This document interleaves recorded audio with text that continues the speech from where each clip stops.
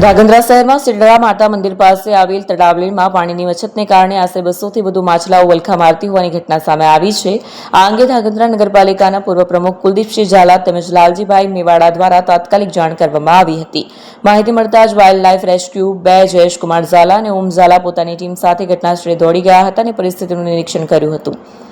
માછલાઓને બચાવવા તાત્કાલિક કામગીરી જરૂરી જણાતા ધાંગધ્રા નગરપાલિકા પાસે જેસીબી અને ટ્રેક્ટરની માંગણી કરવામાં આવી હતી। નગરપાલિકાએ ત્વરિત પ્રતિસાદ આપતા માત્ર 5 જ મિનિટમાં ટ્રેક્ટર અને જેસીબી સ્થળ પર મોકલી આપ્યા હતા। ત્યારબાદ રેસ્ક્યુ ટીમ તેમજ સ્થાનિક સહયોગીઓના સહકારથી તમામ માછલાઓને સુરક્ષિત રીતે બહાર કાઢી નજીકની નદીમાં મુક્ત કરવામાં આવી હતી।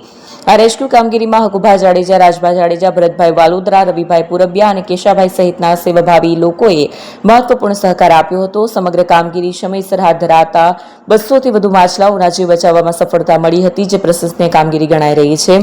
બાસિત શેખ, ધાંગધ્રા, સુરેન્દ્રનગર।